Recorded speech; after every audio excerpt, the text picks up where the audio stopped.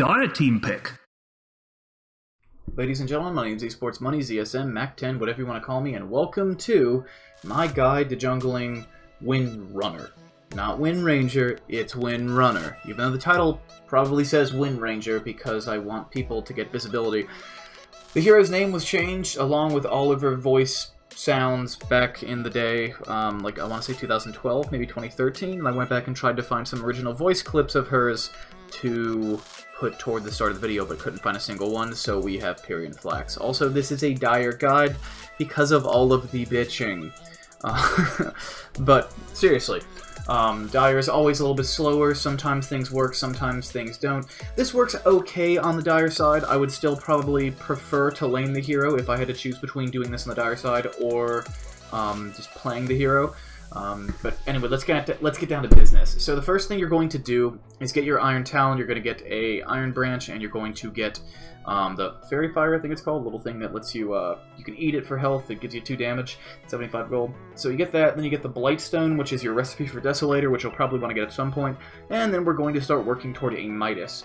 Why a Midas, you ask? Well, I don't know. It's just like a decent, it's like a checkpoint for how quickly a hero jungles. It's okay. You can jungle for a little bit longer and not buy the Midas, and for like 600 more gold you can get a Maelstrom. So that's really up to you. I like to get a Midas. And I am just now noticing that the Drow Ranger aura is on me because I am making this in a bot game, but really pay no mind to that. I'm dead serious. The limitation to this guide is mostly based on how quickly creeps spawn, because of the fact that well, the limitation is based on you early in the game, but the thing that really delays your items is how long it takes for creeps to spawn, because you kill things pretty acceptably once you are in the jungle for long enough, which will be a long time because this hero is not a particularly good jungler.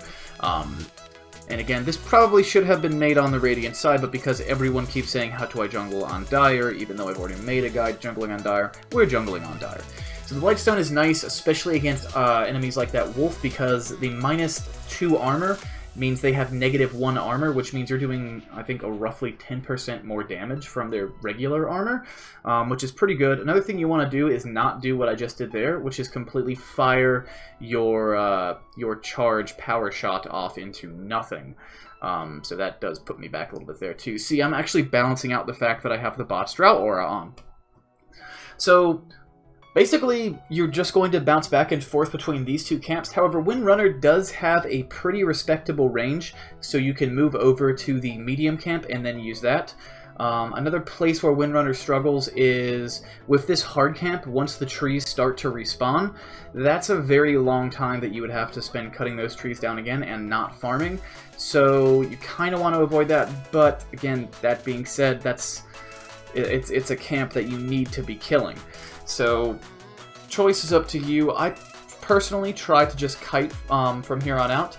I also try to avoid letting that large troll spawn his minions for most of my jungle. And the reason that I want to avoid that troll summoning minions is because of the fact that their aggro range is a little bit longer, so they're going to get up and hit me.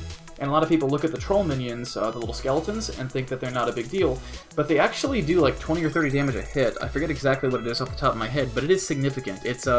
It's quite a bit. It's 2 or 3 times the amount of damage that the little baby mud golems do. It's no joke. It's nothing to scoff at. They will hurt you pretty badly.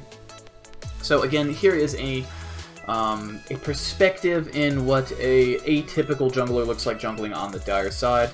I think a lot of my future jungle guides are going to either say only do this on the Radiant, or they will have versions of both. I could go back and make a Radiant version of this, but you guys have probably seen enough of my Radiant videos to understand the mechanics of what I would be doing differently on the Radiant side. My best time for a Midas on the Radiant side is 7 minutes, give or take. Sometimes a little bit under that if I hit all my bounty runes and don't mess up my power shots and things like that. I believe this time around we're going to be significantly later than that because, again, we're on the Dire side. Dire is harder for a variety of reasons. The first of which being there's no real natural chokes. The second is that you only really have one camp to range jungle. and well, there is one choke that's okay, but it's a hard camp choke, and it's also on the other side of the map, so it's farther away from everything. The old benefit of jungling on the dire side was that you could just jungle ancients, but because of the fact that the little dragon things have so much regen, you can't really jungle ancients anymore either. So you're kind of in a weird position. One thing I will say about jungling on the die, or just jungling in general right now, is if you find yourself with the extra time, stack the small camp a couple of times, just because of the fact that they give 8%, they're up to 88 of the original 100% of the experience and gold they gave in 7.05, despite the fact that they spawn every minute, so you get almost double the potential gold out of that camp that we used to back in 7.05. So pretty solid stuff from that camp. So I'm closing in on my Midas, and it's going to be quite late. Personally, I know I've said this before, but if I were having to choose between jungling on the dire side with Windrunner or just playing her in the lane, I would play her in the lane. On Radiant, it really depends on what the lanes look like. I would probably still prefer to play her in lane, because she's very strong in lane, but you can jungle her there at least. So thanks for watching, and I'll catch y'all later.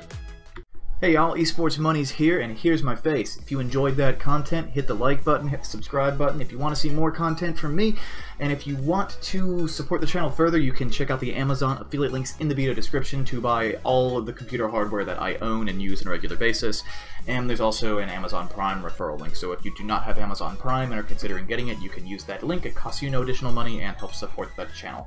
So, thanks a lot, and see y'all around.